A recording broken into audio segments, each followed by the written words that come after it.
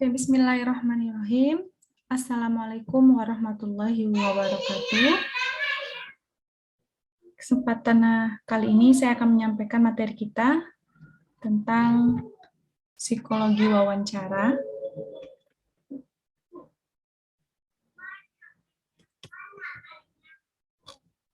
Oke, sebelumnya ya kita sudah membahas juga tentang wawancara.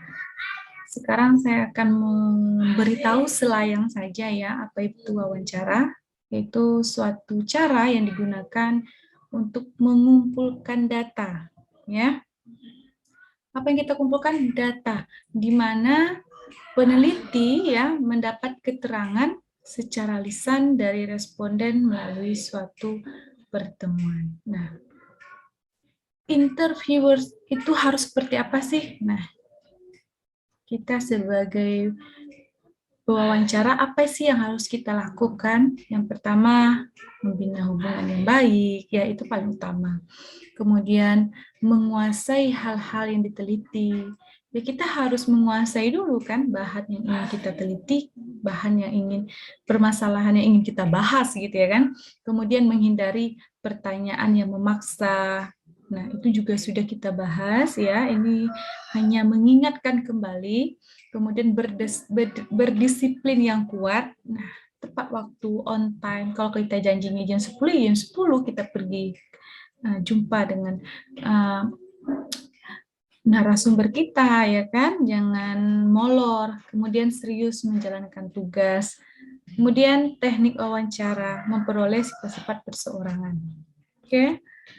Nah, sebenarnya apa sih tujuan dari wawancara itu? Nah, ada 10 tujuan dari wawancara.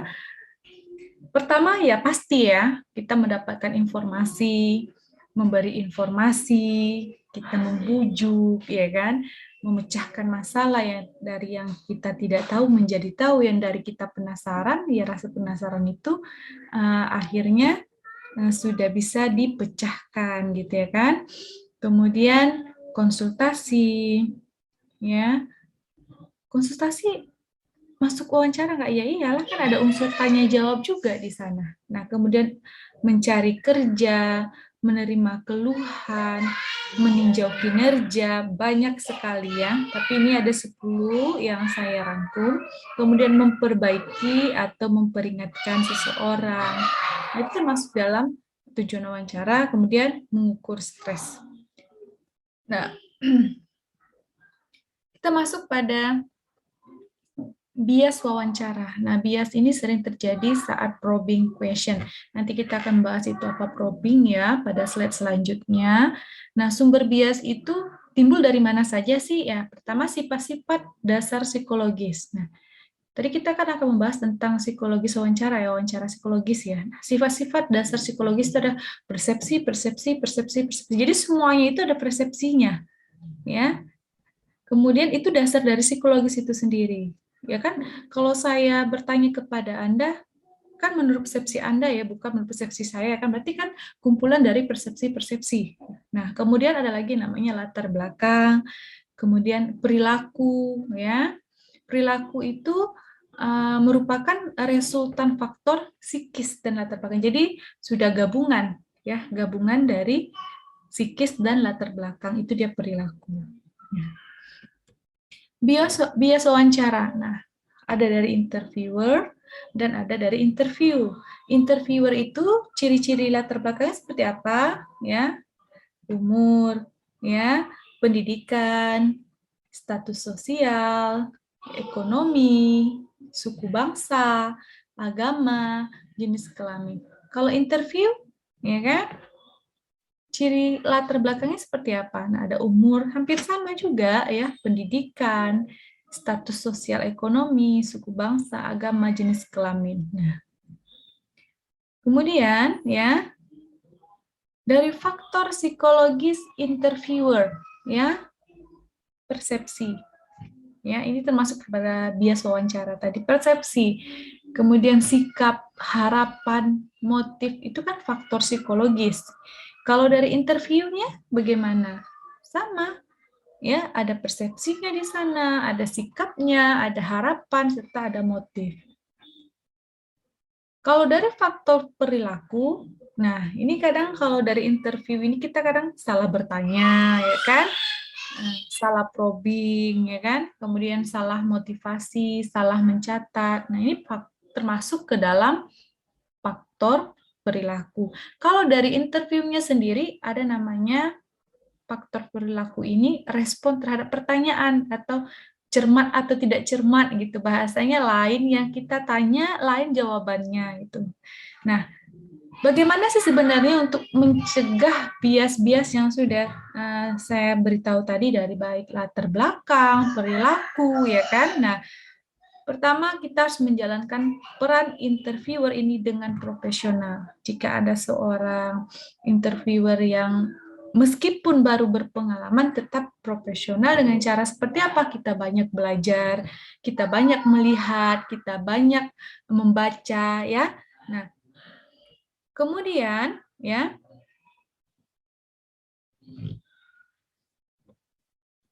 ya, untuk si interview bagaimana sih cara mencegah biasnya jika kita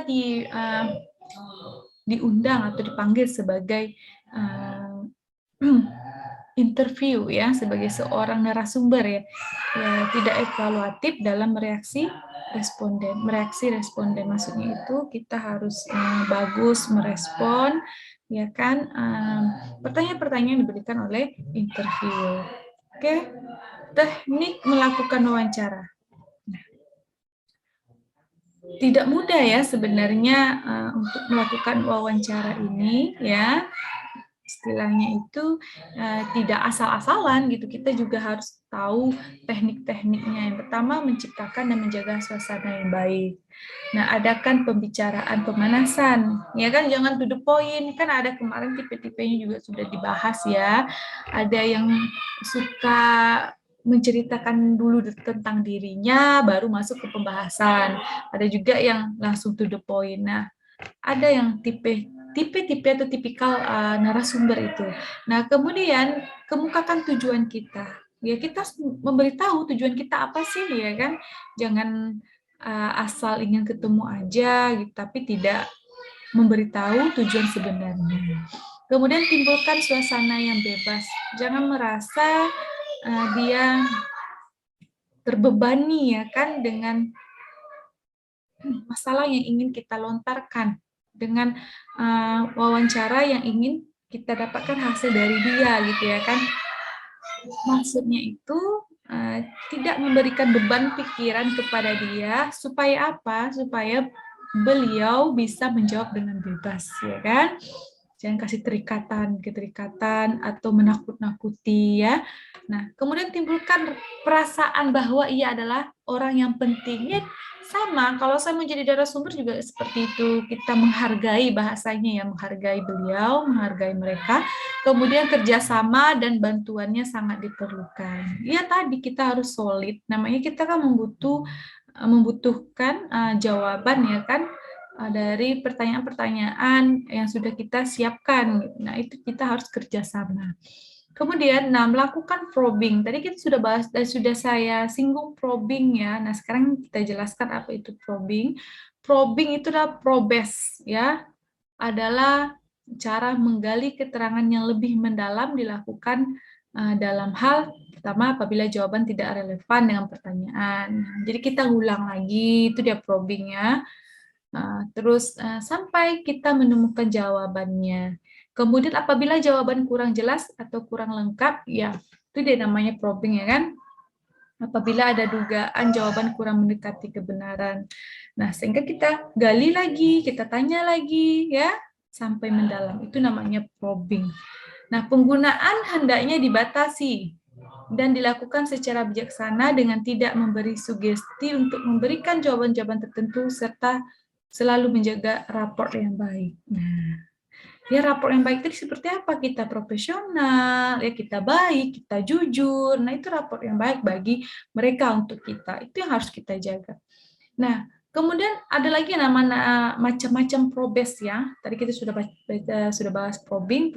Probing itu berarti ini dia menggali keterangan yang lebih mendalam. Nah, dalam hal apa dilakukan yang tadi tidak relevan dengan pertanyaan, jawaban tidak relevan, jawaban kurang jelas, ya. Kemudian ada dugaan jawaban kurang mendekati kebenaran, itu bisa kita lakukan namanya probing. Nah, kemudian macam-macam probes, ada namanya completion probes, ya, memperoleh keterangan tambahan atau menggali yang lebih lanjut. Ya, kita bisa jadi kan ada informasi terbaru, ya kan? Kemudian kita kaitkan. Di saat kita wawancara, ternyata ada informasi terbaru yang sedang kita bahas. Nah, itu bisa masuk completion probes.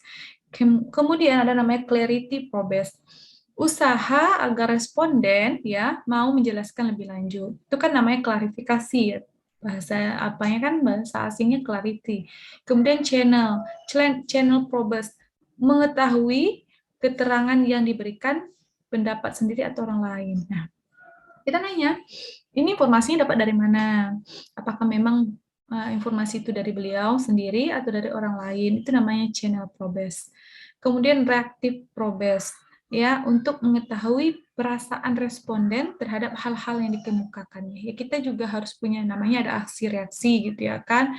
Ketika kita memberikan sesuatu, beliau akan mengeluarkan namanya reaksi. Nah, jadi stimulus responnya. Nah, reaktifnya kita juga harus ya cara kita bersikap, ya kan? Nah, jadi di situ kita atau cara kita bertanya. Nah, di situ kita mengetahui perasaan responden terhadap hal yang dikemukakannya. Terkadang dia tidak setuju, tidak suka, ya kan? Nah, high pressure probes, memecahkan kontradiksi dalam jawaban responden. Nah, itu dia. Penyusunan kalimat ada namanya praversin juga ya. Apabila diperlukan pewawancara dapat membantu merumuskan apa yang hendak dikemukakan oleh responden. Apabila ia tidak dapat merumuskan secara runtut, teratur dan lengkap. Nah, itu gunanya tadi ya. Semua yang sudah kita probes tadi ya sudah kita lakukan diusahakan untuk diparafrasing. Kemudian fungsi wawancara sebagai metode. Nah, pertama itu ada namanya metode primer. Nah, apabila dalam suatu pemeriksaan psikologis, nah ini yang dasar ya, namanya primer ya, atau penelitian, metode atau teknik wawancara ini merupakan satu-satunya teknik alat pengumpulan data yang digunakan. Nah, metode primer ini ya tadi kita harus tahu dulu pewawancara kita apa, tujuan kita apa yang ingin kita bahas, ya kan? Nah, sinkron nggak dengan permasalahan yang ada. Nah, itu dia. Kemudian metode pelengkap, apabila dalam suatu pemeriksaan psikologis atau penelitian wawancara digunakan untuk mendapatkan, ya kan,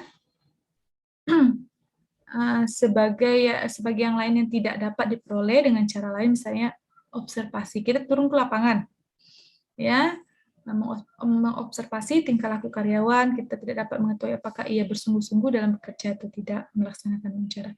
Nah, kita bisa bertanya kepada teman terdekatnya, karyawannya. Kalau seandainya kita wawancara dengan bosnya, berarti kita menambah lagi informasi ya, informasi, ingat ya.